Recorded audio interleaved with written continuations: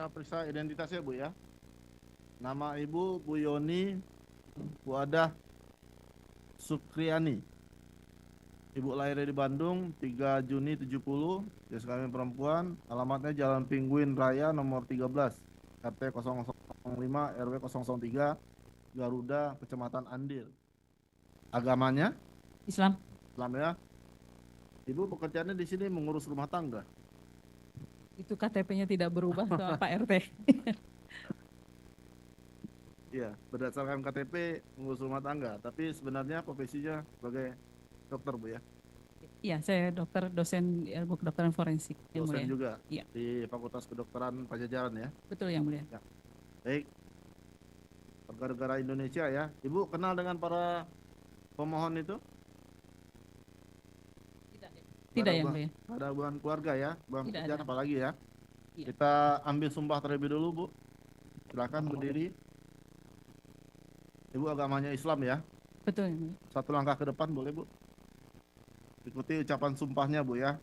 Diucapkan atau dilafazkan ya. Bismillahirrahmanirrahim. Bismillahirrahmanirrahim. Demi Allah saya bersumpah Demi Allah saya bersumpah bahwa saya sebagai ahli bahwa saya sebagai ahli akan memberikan akan memberikan pendapat pendapat dengan sebaik-baiknya dan sebenar-benarnya dengan sebaik-baiknya dan sebenar-benarnya menurut pengetahuan dalam bidang keilmuan yang saya miliki. keilmuan yang saya miliki. Silakan duduk Bu.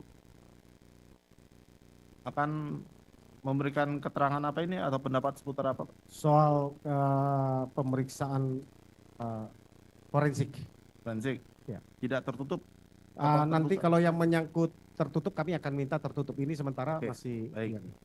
Ada tanggapan dari termohon? Tidak. Silakan Pak untuk dimulai pertanyaannya. Baik, saudara ahli, terima kasih atas kehadirannya untuk Dr. Yoni Buadah Sukriani. Ya, terima kasih Dok atas kehadiran untuk memberikan keterangan sebagai ahli di persidangan PK di Pengadilan Negeri Cirebon hari Senin tanggal 23 September 2024. Kami ingin mengetahui kira-kira tugas batasan kerja, tugas seorang ahli forensik itu apa saja Dok? Bisa dijelaskan? Ya, menurut definisi kedokteran forensik itu adalah ilmu kedokteran yang digunakan untuk kepentingan penegakan hukum dan keadilan. Jadi dokter spesialis forensik itu adalah seorang dokter yang mendedikasikan keilmuannya untuk penegakan hukum dan keadilan. Oke, pertanyaannya yang berikut. Apakah visum et repertum harus selalu dari ahli forensik atau dokter umum dapat mengeluarkan? Dapat mengeluarkan. Dokter umum dapat mengeluarkan sesuai dengan pasal 133 KUHP. Oke, jadi dokter umum juga dapat mengeluarkan ya, tidak harus dokter ahli forensik. Tidak. Tidak ada batasan terkait dengan penilaian dokter umum terkait batasan sampai di mana untuk menilai atau memberikan keterangan di visum et repertum misalnya di dalam profesi kedokteran? Tentu ada batasan. Ya, bisa dijelaskan batasannya? Dokter umum mana, dokter forensik harus lewat dokter forensik yang mana? Ya. Jadi untuk dokter umum itu bisa membuat visum et repertum atau ringkasan medis yang serupa pada kasus-kasus yang sesuai dengan kompetensinya, kompetensi dokter umum. Sedangkan untuk kompetensi spesialis yang lain, maka harus spesialis tersebut yang melakukan pembuatan visum et repertum. Sedangkan untuk kedokteran forensik, secara umum dibagi dua kasus, yaitu forensik patologi menyangkut jenazah dan juga forensik klinik menyangkut orang hidup yang tidak bisa dilakukan oleh dokter-dokter yang lain. Oke, pertanyaan berikutnya. Kalau biasanya dalam peristiwa kematian yang diakibatkan oleh karena kecelakaan, itu biasanya harus dokter forensik atau dokter umum? Idealnya dokter forensik, tetapi karena di Indonesia ini dokter forensik sangat sedikit, maka dengan terpaksa banyak rumah sakit yang melakukan pemeriksaan dan juga melaporkan visum itu dilakukan oleh dokter yang ada di situ. Apa perbedaannya hasil kerja dokter umum dengan dokter forensik ketika memeriksa katakanlah tubuh jenazah atau seseorang yang akibat dari peristiwa kecelakaan? Tentu akan ada perbedaan kemampuan atau kompetensi evidential reasoning Jadi artinya menilai apakah suatu fakta klinik atau fakta kedokteran itu punya makna di mata hukum. Nah, itu perbedaan antara dokter umum dengan dokter forensik atau dokter lain dengan dokter forensik. Saya kira itu. Oke, saya ingin bertanya lagi. Ahli, apakah ada katakan datang tuh nih pasien ya, baik dalam keadaan meninggal atau masih hidup ya, itu kan pasti ditanya dalam apa dia terluka dibawa ke IGD ya, di IGD ya. Apakah dokter selalu berpatokan kepada informasi awal, misalnya ketika ada pasien datang, lalu di pasien di awal dikatakan, kenapa nih? Ini pasien adalah dari kecelakaan, korban dari kecelakaan. Lalu apakah ada standar dokter memeriksa, misalkan ketika memeriksa tubuh korban atau pasien tersebut, ternyata menemukan hal-hal yang bukan peristiwa diduga kecelakaan, seperti informasi awal. Ya, apakah dokter itu wajib menyampaikan itu ke polisi atau dia hanya meneruskan terus dia hanya mencatatkan apa yang ditemukan? Kalau korbannya itu bukan anak-anak, umumnya itu dicatatkan saja sebagai temuan kedokteran di dalam rekam medis. Karena di dalam sistem hukum kita, yang orang awam yang diwajibkan untuk melaporkan suatu dugaan adanya tindak pidana itu hanya jika korbannya adalah anak-anak sesuai dengan Undang-Undang Perlindungan Anak. Oke, berarti kalau ada seorang dikatakan itu ada korban kecelakaan dibawa ke IGD, pada tubuhnya dilihat bukan adalah korban kecelakaan, dokter itu tetap akan memeriksa seolah-olah memperlakukan bahwa itu seperti korban kecelakaan, begitu? Iya, jadi inilah mungkin yang menjadi perbedaan antara dokter forensik dan non forensik. Karena dokter non forensik itu lebih terbiasa untuk dalam tanda kutip memang fokus pada masalah klinis, artinya menolong korban, tidak terlalu memikirkan apakah ini punya dampak hukum atau tidak. Dan di Indonesia ini memang baru sedikit rumah sakit yang selain rumah sakit besar yang memiliki dokter forensik juga. Oke, terima kasih Ali. Pertanyaan berikutnya, kalau di dalam memeriksa ya tubuh pasien yang datang di IGD, ya baik dalam keadaan sudah di garis hitam ya meninggal, ya kan kalau hitam ada merah ada kuning ya, terus ada hijau ya, range itu kalau didorong ke line hitam, ya bahwa ini adalah kecelakaan, ya. Lalu ada nggak prosedur tetap harus diperiksa luka apa saja, misalnya hanya luka yang terlihat saja, atau dia ada prosedur misalnya dari tengkorak atas dia pegang, ada nggak diperiksa dengan teliti, ada luka di mana saja, dia terus catatkan secara teliti ya? Ya, standarnya sekarang sudah mulai berkembang, yaitu pemeriksaan dead on arrival namanya. Jadi pasien datang diduga masih hidup, ternyata setelah diperiksa dia sudah meninggal. Maka sebetulnya dokter yang ada di situ wajib untuk menseleksi apakah kematiannya kira-kira akibat yang wajar, artinya penyakit, atau tidak wajar, seperti kecelakaan, pembunuhan, bunuh diri, atau yang tidak jelas begitu. Nah, harusnya di situ dilakukan pemeriksaan dead on arrival, di mana dia memeriksa seluruh tubuh, artinya apakah ada luka-luka yang luka-luka apa saja dan lain sebagainya. Hanya ini memang prosedur standar yang baru berkembang dan saya kira ya banyak yang melakukan, tapi banyak juga yang mungkin belum melakukan dengan baik. Saya ingin bertanya lagi ahli, kalau pemeriksaan berarti standar sama ya, baik dokter umum ataupun dokter yang ada di rumah sakit, periksa luar itu punya standar yang sama ya? Ya. Artinya kelihatannya tipis sekali kemungkinan kalau ada luka yang terlewat, tidak terlihat gitu? Mungkin bisa saja ada yang terlewat jika dokter ini semula berusaha untuk menyelamatkan nyawa, artinya luka-luka yang lain dia tidak akan perhatikan. Oke, kalau misalnya pada tubuh korban, kalau ada nih kejadian ya, dari korban kecelakaan ditemukan di awal ada luka leher, ada luka patah tangan, patah kaki, lalu itu yang bagi yang udah meninggal ya. Nah, lalu ada satu lagi yang dalam keadaan sekarat diberikan pertolongan, ya. Lalu diperiksalah tubuh luar gitu ya. Nah,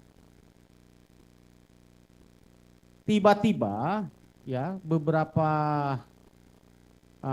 hari kemudian, ya tepatnya 14 atau 13 hari kemudian diadakan apa namanya ekshumasi ya. Kemudian penggalian mayat ya, lalu ditemukan ada luka yang tidak ketemu ya di tengkorak atas depan ya, atau tengkorak atas depan. Kira-kira luka tengkorak itu bisa sampai tidak terlihat, padahal luka tengkorak bawah bisa terlihat. Kira-kira bisa terjadi? Kemungkinannya adalah terlihat, tetapi karena terlalu parah maka dia juga harus hati-hati untuk melakukan tindakan, apakah itu pemeriksaan ronsen atau pemeriksaan lain atau pengobatan. Atau kedua memang tidak melihat itu. Tidak ada. Pertanyaan saya berikutnya, dokter ahli. Kalau sampai tengkorak dalam itu bisa pecah, ya retak, mungkin tidak di kulit luarnya sama sekali tidak luka? Mungkin, Bisa jadi. bisa jadi, Sampai tengkorak dalamnya pecah, bisa jadi, bisa jadi. bisa jadi. Itu akibat apa biasanya? Misalnya pada patah tulang dasar tengkorak, itu tulang dasar tengkorak itu adalah tulang tengkorak yang ada di tengah, tidak terlihat dari luar. Itu kalau patah tandanya justru bisa saja di luar tidak terlihat apa-apa, tetapi salah satu tanda yang sering terjadi justru adalah perdarahan di hidung, perdarahan telinga, dan mata agak gelap. Jadi tidak terlihat dari luar. Itu akibat apa? Itu kalau ada patah tulang dasar tengkorak. Ya, penyebab patah karena pukulan atau benturan atau apa? Menurut apa? Harus benturan yang sangat kuat ya, karena Kalau dipukul nggak mungkin? dipukul pakai apa? Pakai tangan kosong? Tidak mungkin. Kalau tangan kosong pukul tidak mungkin ya? Tidak. Kalau pakai bambu? Bambunya sebesar apa? Apakah kosong atau isi? Misalnya kalau pakai bambu, biasanya saya kejeduk aja benjol, dok. Ya. Ya, apalagi kalau dipukul sampai tulang tengkorak Ya. ini retak, apa mungkin? Kalau bambunya seperti yang saya bayangkan, bambu di mana dia kosong di dalamnya, kemudian diameternya kurang lebih 5-10 cm begitu, saya kira tidak. Mungkin ada kerusakan justru pada jaringan lunaknya ya, kulit misalnya begitu Ya, ya, itu maksud daripada di dalam. Karena untuk mematahkan tulang dasar tengkorak itu perlu power yang sangat besar ya. Seberapa kuat sebenarnya untuk memecahkan tengkorak atas itu? Kalau saya itu baru menemukan di literatur, kalau misalnya kecelakaan lalu lintas, kecepatan 35 km per jam, itu sudah bisa menyebabkan dia kemudian kecelakaan dan jatuh terlempar misalnya, maka tulang dasar tengkorak itu sudah bisa patah. Tetapi lebih jarang, yang lebih sering adalah 45 km per jam ke atas. Oh, jadi kalau akibat kecelakaan karena benturannya sekaligus, apalagi masih terlindung dengan helm, ya mungkin karena benturan di dalam dengan helm, sehingga tidak ada luka luar, tapi dalam keadaan retak bisa jadi itu ya? Ini juga miskonsepsi tentang helm sebetulnya, karena helm itu hanya melindungi sekitar 40% dari kemungkinan head injury. Dan helm yang beratnya lebih dari 1,5 kilogram, justru itu akan bisa memungkinkan injury atau patah tulang yang lebih besar. Kemudian kalau dari data menunjukkan bahwa 70% korban dengan tulang dasar tengkorak yang patah itu pada pengendara motor justru yang mengenakan helm full face.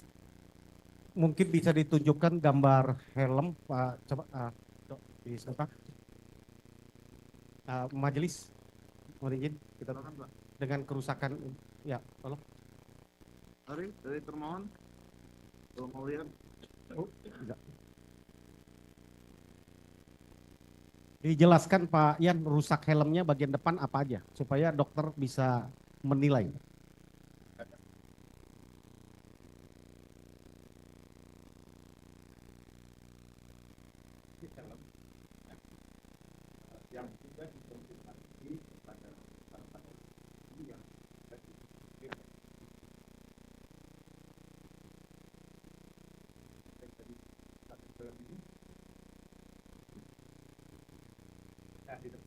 Pakai mic-nya, ahli.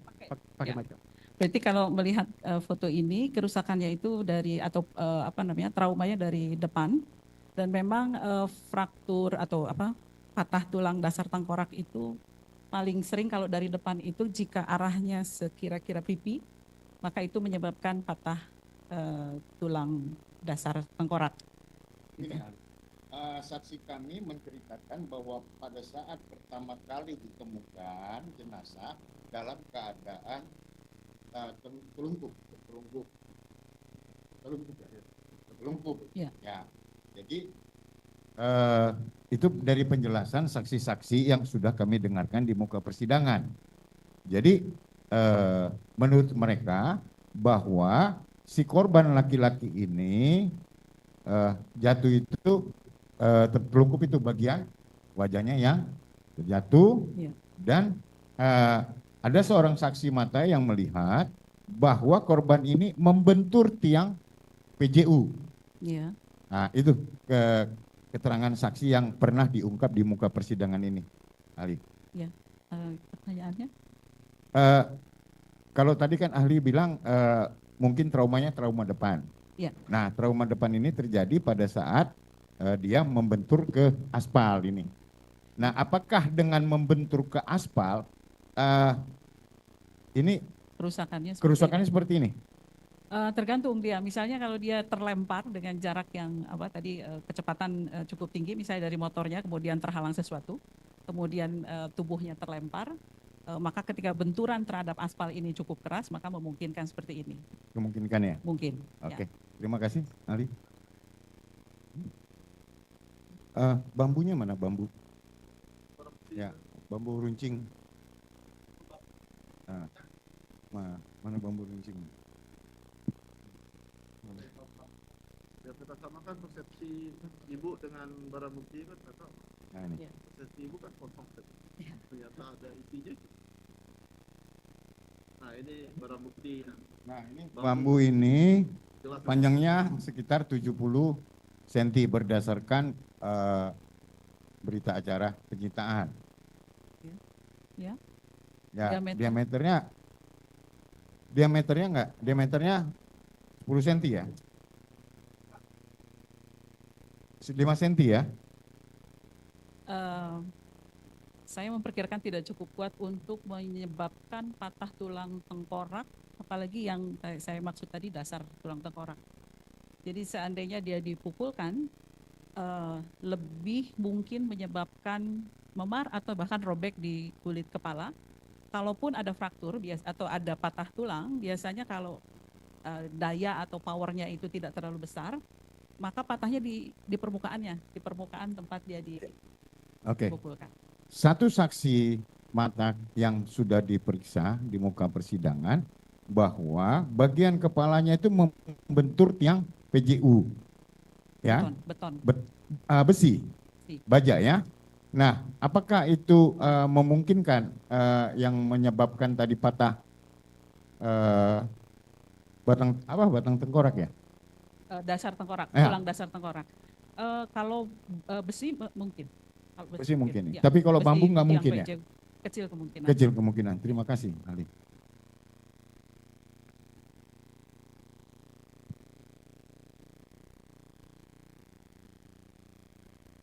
Ali, saya lanjutkan lagi, mohon izin yang mulia. Jadi untuk sampai retak berarti memerlukan tekanan power yang sangat keras ya. Lewat benda luar kalau sengaja dipukul, selain kepala tengkorak itu bisa pecah, pasti akan terjadi luka luar kalau sengaja saya logikanya pun saya berpikir begitu karena kejeduk aja pasti benjol kan gitu ya, nggak usah ahli, kalau saya pun sekarang jedukin pun pasti benjol sebelum luka tengkorak dalam gitu ya. Pertanyaan saya sebelum pertanyaan yang lain, apakah dengan luka retak tengkorak dasar tengkorak ya, atas dan bawah, orang masih bisa hidup? Tidak mati sekaligus gitu, tidak meninggal ya sekaligus, masih bisa? Tulang dasar tengkorak itu ada di tengah Pak, nggak kelihatan. Jadi ini tulang atap tengkorak, ini tulang tengkorak bagian belakang, dasar tengkorak itu di tengah di dalam, nggak akan kelihatan. Nah, patahnya tulang dasar tengkorak memang membutuhkan power yang sangat besar dan memungkinkan jika patahnya itu tidak terlalu luas dan tidak mengakibatkan kerusakan otak yang signifikan, itu masih bisa ada beberapa waktu itu hidup. Masih bisa ya? Masih bisa. Berapa lama biasanya bisa bertahan hidup? Saya tidak bisa menentukan karena sangat tergantung pada kerusakan otak yang disebabkannya. Hitungan hari atau jam? Oh, bisa Biasanya- jam, bisa hari. Bisa Kalau jam, bisa misalnya dia cepat-cepat dirawat di rumah sakit, kemudian ini dan tidak terlalu kerusakan jaringan lunak otaknya tidak terlalu parah, bisa beberapa hari. Saya yang sangat penting agak teknis saya tanya kepada ahli. Kalau orang terjadi benturan yang keras terhadap kepala, ya, lalu ada luka di mata tulang leher katakan, ya, ada karena ada luka tengkorak di bawah kepala belakang kan, Iya. ya, ada kemungkinan patah leher. Biasanya ciri-ciri orang patah leher bagaimana? Ciri-ciri patah leher. Dia masih hidup ya, Masih hidup. masih hidup. Kalau masih hidup tentu ada tandanya di situ, apakah memar, kemudian ada gangguan saraf biasanya. Karena di situ tempat keluarnya saraf dari otak ke bawah ke alat-alat gerak dan lain sebagainya. Jadi misalnya ada kelumpuhan, ada penurunan kekuatan dan lain sebagainya. Jadi arahnya ke situ tanda-tandanya. Kalau terjadi pendarahan dalam, biasanya bagaimana ininya, cara pertolongan pertamanya? Apakah lehernya diitukan, apa tetap pakai bantal ataukah disangga di ke belakang? Biasanya trauma leher untuk mencegah trauma yang lebih besar dan gangguan terhadap saraf, memang selalu harus difiksasi ini lehernya. Oh, bukan, terjadi pendarahan, mengganggu saluran pernapasan. Ngorok, Perdarahan. orang bilang ngorok. Oh, perdarahannya di mana maksudnya? Di dalam. Di dalam saluran nafas? Iya. Kalau Biasanya apa? Kalau terjadi ngorok itu seseorang misalnya ada luka di leher nih. Iya. Terdengar seperti orang tidur ngorok, Oke. ya. Itu biasanya apa penyebabnya? Ya, jadi ngorok itu ada dua macam. Ya. Ngorok itu bisa ada sumbatan di saluran nafasnya, artinya ada misalnya ada darah, ada cairan yang masuk ke dalam dari hidung, mulut sampai ke saluran nafas ke paru-paru. Ya. Itu juga ngorok bisa. Ya, betul. Kalau ngorok tidak sadar, itu biasanya karena gangguan otak terutama pada bagian otak kecil, otak belakang ya yang mengatur pernafasan. Kalau di situ ada gangguan yang berat, ada ketidaksadaran, maka lidah itu akan terdorong jatuh ke belakang dan mengganggu jalan nafas sehingga ngorok. Oke. Gitu. Ini dalam hal ini yang saya umpamakan tadi dalam peristiwa, ini ada satu korban yang masih hidup ketika dibawa ke rumah sakit, lalu ada temannya menyaksikan dia sedang lagi disanggah lehernya, lalu terdengar seperti orang tidur ngorok, bukan karena nyenyak ya, bukan tidur orang nyenyak, tapi ngorok gitu ya. Nah, itu biasanya yang tadi dua hal tadi ya. Ya, kalau akibat benturan itu biasanya karena lidahnya ke belakang atau karena pendarahan dalam? Kalau menurut saya ceritanya seperti itu, maka kemungkinan adalah kalau memang ada trauma di sebelah sini, bisa jadi itu penurunan kesadaran dan lidahnya jatuh ke belakang sehingga menghalangi saluran nafas. Sehingga ngorok. Ya. Itu pengobatan penanganan pertamanya memang difiksasi dulu lehernya, jangan sampai bergerak karena itu yang bisa fatal mengakibatkan kematian atau kelumpuhan. Tapi dalam kesaksian yang kita dengar dalam peristiwa itu, si korban itu dibaringkan dan kepalanya, lehernya agak ya seperti begini, dokter. Iya.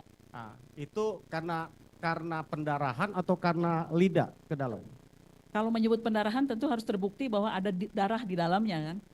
Ya, kalau misalnya tidak ada darah di dalam saluran nafas, tidak terbukti, tidak ada cairan darah yang keluar misalnya, maka bukan darah yang menyebabkan dia ngorok, tetapi penurunan kesadaran. Oke, dari saya satu lagi yang terakhir ya, sebelum nanti ada teman-teman yang mau tanya menyangkut ke sidang tertutup ya. Kalau dibutuhkan untuk konfirmasi ada hal yang lain yang asusila, saya ingin bertanya kepada ahli. Ya, di dalam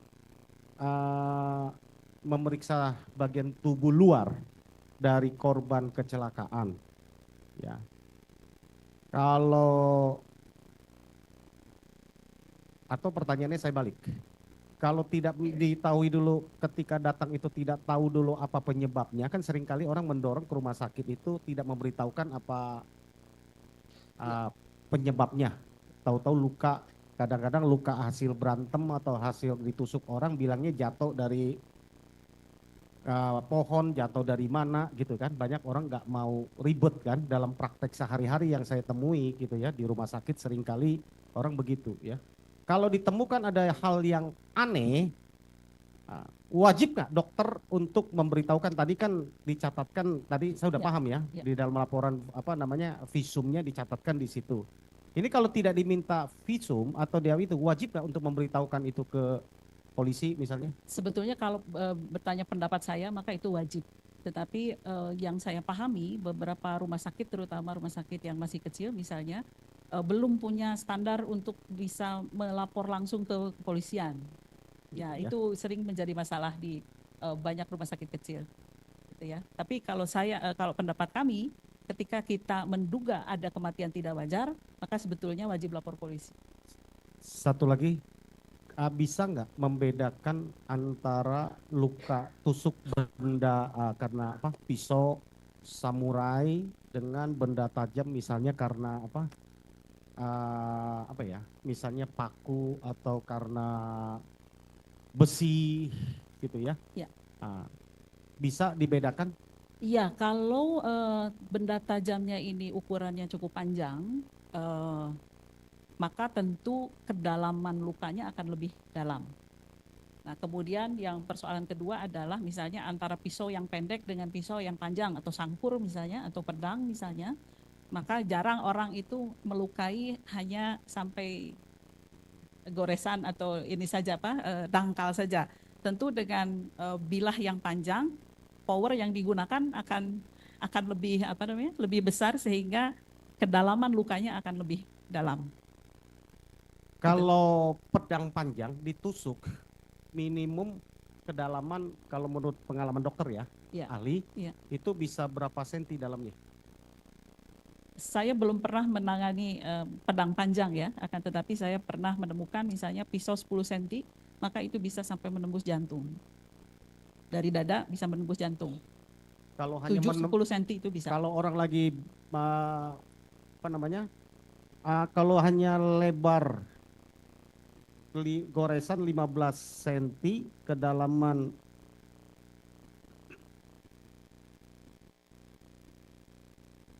enggak ada, bukan.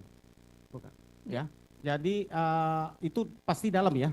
Kalau misalnya saya pernah ada kasus itu antara pisau 7 cm dengan sangkur 30 cm dengan ukuran tadi yang menembus jantung, itu akan lebih mungkin yang 7 cm daripada yang panjang, karena kalau yang panjang tentu dia Atau ketika ini saya powernya akan bertanyanya kira-kira yang mematikan itu harus berapa senti kedalaman tusukan benda tajam? Katakan pisau atau samurai. tergantung yang ditusuknya yang mana. Oh, jadi Ya. tidak semua tempat ya? Tidak semua. Oke, tempat. makasih. Saya lanjutkan. Saya membaca visum yang ada di dalam berkas. Yang satu visum yang dibuat di Rumah Sakit Gunung Jati, yang kedua adalah hasil ekshumasi. Di dalam dalam visum yang pemeriksaan luar yang di di Gunung Jati, dikatakan di kepalanya Eki, itu kepala Eki ya, itu ada dari tulang rahang atas dan rahang bawah patah, kiri dan kanan patah. Kemudian gigi juga patah. Nah, bahkan di dalam putusan pengadilan negeri ini diakibatkan oleh dipukul dengan tangan kosong mengenai pipi sebelah kiri sebanyak 1 kali oleh Jaya. Kemudian dipukul dengan menggunakan kayu mengenai bagian rahang belakang sebelah kanan oleh Denny. Kemudian pengakuan Rudiana bahwa gigi depannya habis semuanya. Pertanyaan saya pada Prof. Ahli, analisa ahli bagaimana mengenai hal ini? Mohon maaf, mana yang dipertanyakan ya, saya kurang memahami. Ya, jadi gini, pertanyaannya.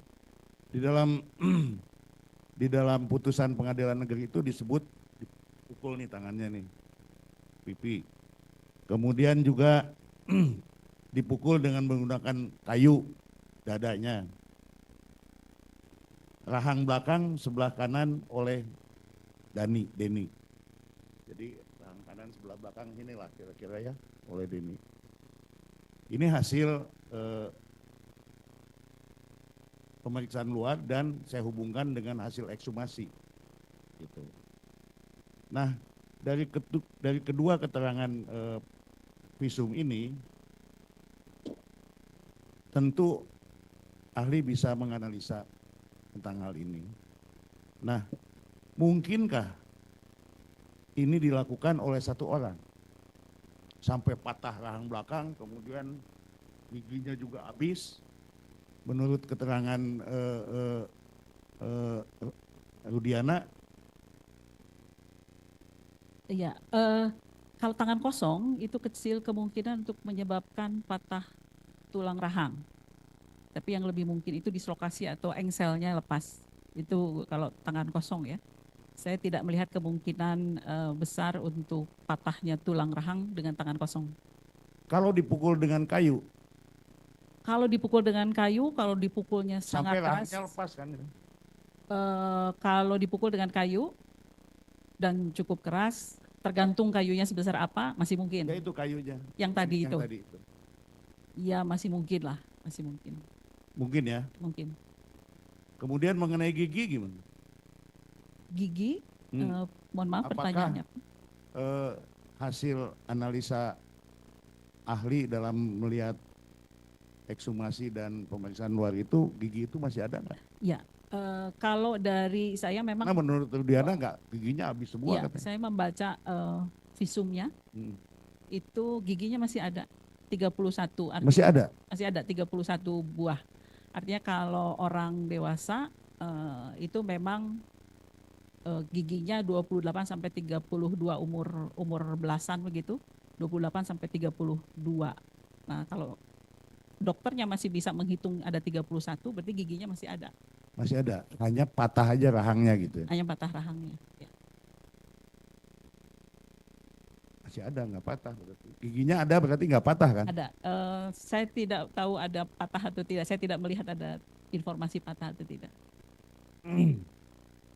Oke, tadi saya mempertajam rekan saya tadi mengenai soal dada kanan. Ini Eki ya, dada kanan 15 cm dari tengah, 19 cm dari bahu, 2 lecet 2 kali 0,5 cm dan seterusnya. Kemudian menurut ekshumasi kulit dada kiri 20 cm di bawah bahu, menyilang resapan darah 18 kali 19 meter. Menurut keterangan putusan, ini dikatakan dipukul, ditusuk dada sebelah kanan sebanyak 1 kali dengan menggunakan samurai ukuran panjang oleh Rivaldi. Ini dalam putusannya. Nah, mengenai hal ini, saya ingin ketegasan ahli lagi, apakah ada bekas tusukan itu? Karena saya bukan yang memeriksa langsung jenazahnya, maka saya harus berasumsi bahwa visumnya, fakta pada visum atau hasil pemeriksaan itu benar adanya. Dan yang saya baca adalah pada dada itu tidak ada tanda-tanda akibat kekerasan tajam. Jadi hanya ada tanda-tanda akibat kekerasan tumpul berupa, kalau tidak salah itu lecet dan kemerahan ya, memar. Bukan bekas tusukan? Tidak ada tanda-tanda bekas tusukan atau kekerasan tajam lainnya. Luka terbuka? Saya tidak mengingat, tidak ada, kalau tidak salah ya. Ya. Oke. Saya lanjut lagi ke soal Vina. Nah, menurut pemeriksaan Rumah Sakit Gunung Jati, disebutkan kepala sebelah kiri memar 5 cm, ban bengkak. Kemudian pendarahan aktif dari lubang hidung, telinga, dan mulut. Selanjutnya, pelipis kanan luka terbuka dasar jaringan bawah kulit. Dagu memar diameter 3 cm. Nah, kalau saya bandingkan dengan hasil putusan, itu dipukul dengan tangan kosong mengenai bagian pipi sebelah kanan oleh Rivaldi dan disabet samurai mengenai kepala bagian belakang korban oleh Rivaldi. Nah, kalau ahli membaca hasil ekshumasi dan visum et repertum, itu analisa ahli bagaimana? Ya, intinya adalah bahwa informasi lisan itu bagi dokter kewajibannya bukan untuk dipercaya terlebih dahulu, tetapi dikonfirmasi melalui pemeriksaan pasien atau jenazah. Jadi seandainya ada informasi bahwa ada tusukan, maka kami harus mencari tanda-tanda tusukan, luka tajam. Kalau ada informasi dipukul, maka harus ada tanda-tanda memar atau misalnya lecet. Kalau dipukul pakai alat, misalnya itu lecet dan lain sebagainya. Jadi seandainya ada informasi misalnya ditusuk tetapi tidak ada tanda-tanda luka tajam, maka kami tidak bisa mengkonfirmasi adanya tusukan tersebut. Begitu. Bisa konfirmasi ya? Ya. Mungkin terakhir soal Vina ini soal kaki. Ya. Tungkai kanan. Disebutkan bahwa pada paha kanan belakang memar memanjang merah 20 kali 8 cm. Kemudian patah tulang paha kanan. Nah,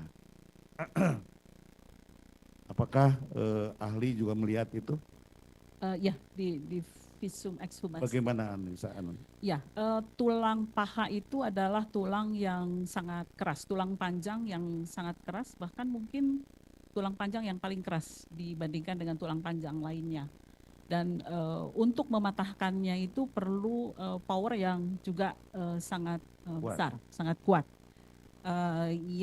Dan itu juga bisa mengakibatkan fatal kematian karena di situ ada pembuluh darah besar. Kalau misalnya patahannya itu menyebabkan robek, itu perdarahan yang nggak kelihatan, yang tidak kelihatan, sehingga orangnya meninggal dunia karena patah di situ. Jadi harusnya ada informasi trauma apa yang mengenai paha sehingga bisa menyebabkan patah tulang paha. Kalau ya. Dari hasil visum itu ada luka memanjang gitu. Memar, kemerahan. Ya. Kemerahan. Ya, kemerahan itu berarti tanda-tanda trauma tumpul. Trauma tumpul ya. Trauma tumpul. Jadi bisa aja dia kebentur apa gitu atau dipukul gitu. Bisa. Memar, ada memarnya, ya. Tetapi kalau pukul pakai tangan kosong tidak mungkin. Jadi kalau dipukul dia harus pakai alat yang sangat kuat, misalnya besi, begitu ya. Jadi yang cukup kuat sehingga ketika dipukulkan bisa mematahkan pahanya. Kalau bukan besi atau yang sama kuatnya dengan itu, sulit untuk mematahkan tulang paha. Kecil kemungkinannya, kecuali bambunya diisi beton gitu. Ya, kalau saya bandingkan dengan putusan, atau saya lihat isi putusan, itu dipukul dengan batu. Saya tidak tahu batu ukuran berapa, tetapi batu. Dan kalau itu pun batu, bagaimana pandangan ahli batu itu mesti sebesar apa dan sampai bisa patah gitu? Batu, jika memang ada batu yang sangat berat, kemudian dipukulkan, tentu tidak dalam keadaan berdiri tetapi dalam keadaan tidur tidak bergerak. Itu satu. Yang kedua, batunya harus sangat berat, dipukulkan dengan daya yang sangat kuat. Kalau batunya itu tidak memiliki bagian-bagian yang tajam, maka akibatnya hanya memar. Tetapi kalau ada bagian-bagian tajam, mungkin ada lecet-lecet juga di situ. Itu. Karena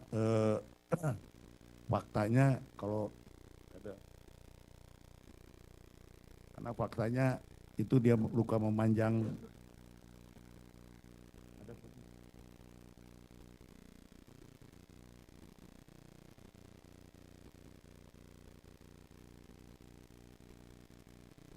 Saya juga sangkan begini ahli, kami sangat kesulitan mencari bukti-bukti yang forensik ini gitu.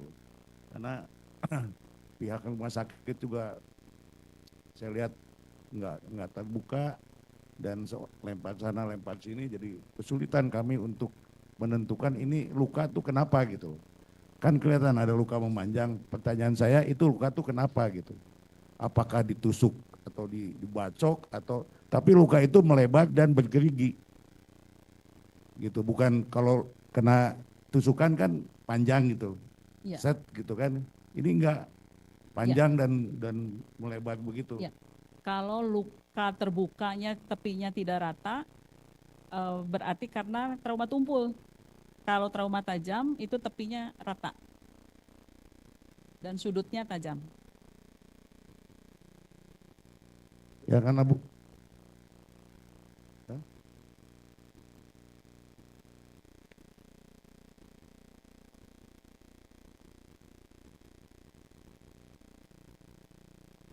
Surat itu ya?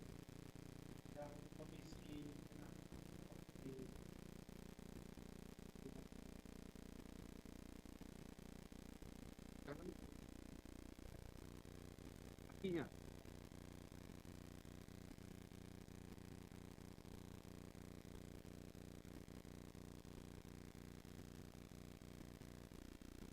Nanti kami print juga bisa.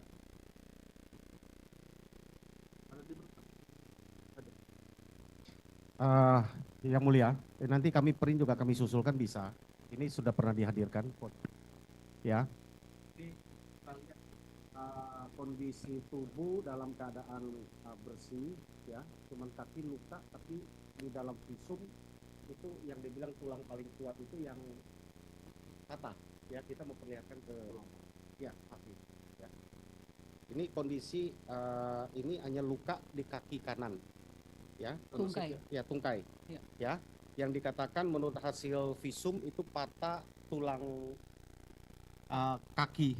Itu yang dokter tadi sampaikan yang paling kuat tadi. Ya. Ya, kalau lihat luka begini, ini barang bukti batu yang dihadirkan. Dengan batu sebesar ini, mungkin nggak dengan luka yang begitu akibat batu patah tulang kakinya? Ya, saya tidak tahu ini dimensi atau ukurannya berapa ya. Ini ubinnya misalnya berapa ini ubinnya? Ubin ini sekitar 30-an ya. Seandainya ubinnya itu 30 cm, maka diameter batunya itu kurang lebih 25 cm. Tergantung batunya jenis batu apa, gitu ya. Kalau batu yang, kan ada batu yang spongy kan, jadi yang ringan, ada batu yang sangat berat. Nah, kalau misalnya batu yang sangat berat, kalau mematahkan tulang tungkai yang di bawah itu masih mungkin, tulang kering misalnya. Nah, tapi kalau tulang paha itu agak sulit, dia harus. Kalau dengan batu mematahkan tulang paha itu pasti ada terjadi pendarahan hebat. Ada, pasti bukan pendarahan hebat, tetapi ada kerusakan kulit. Cukup, Itu. yang mulia, itu tidak ada kerusakan, itu hanya luka seperti yang sesuai visum.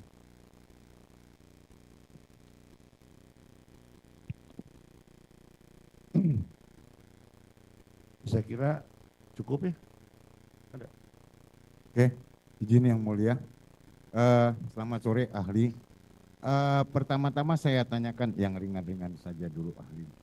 Kalau izin kita, skors.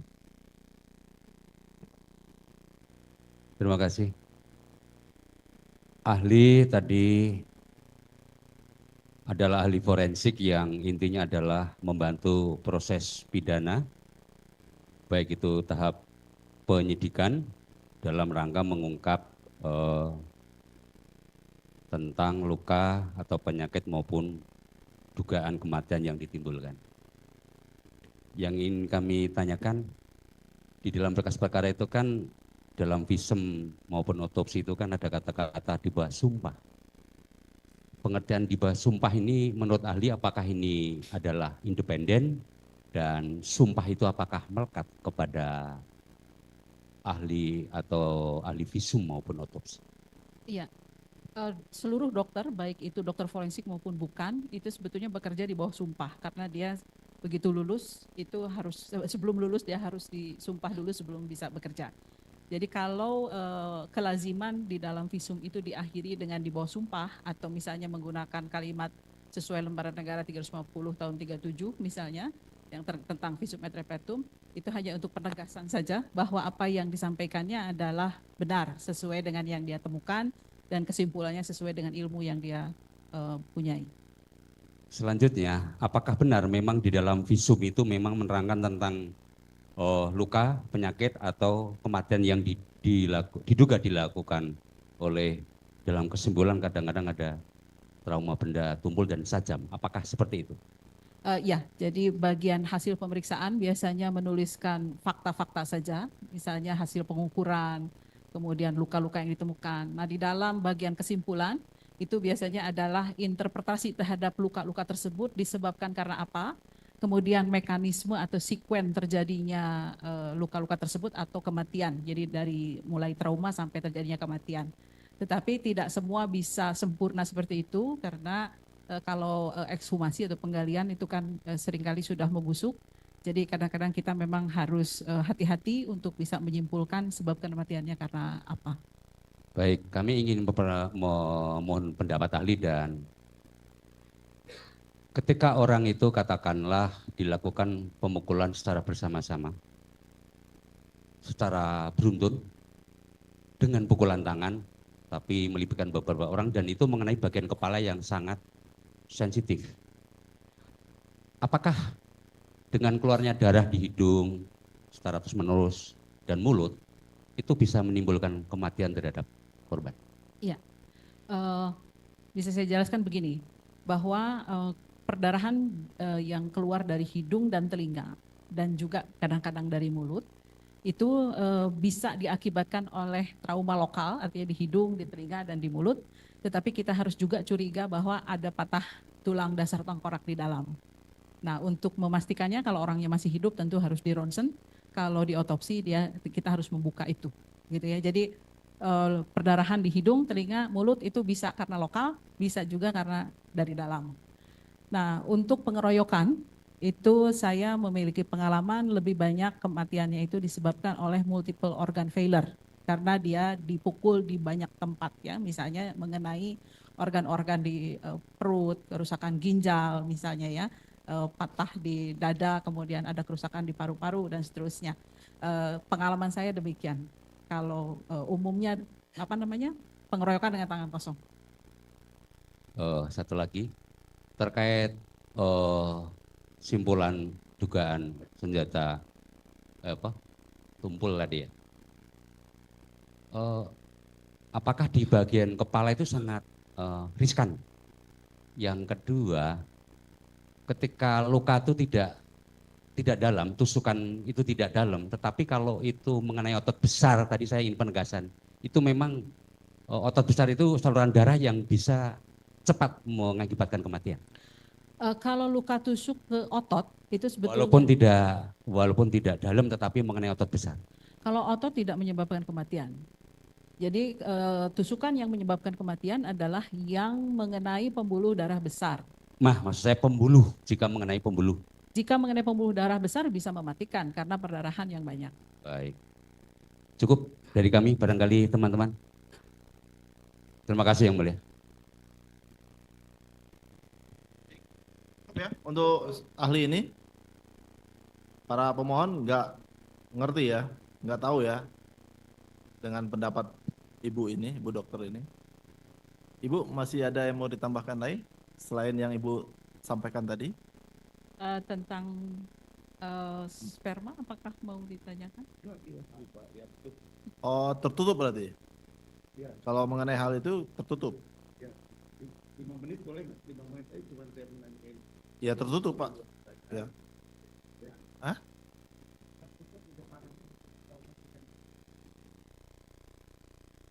Ya, nggak bisa juga namanya. Nggak bisa juga Pak.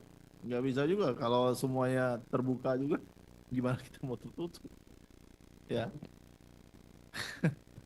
Baik. Kalau cukup sampai di sini apa dilanjut pemeriksaan dengan tertutup?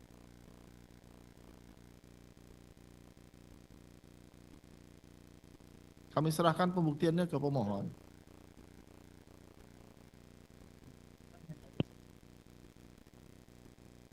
Asusila konsekuensinya harus tertutup. Nggak bisa. Kalau mau pengen ditanyakan ya kita harus tertutup untuk umum. Kalau masih, ya baik. Kalau ini menyangkut asusila, kita nyatakan tertutup untuk umum sidangnya.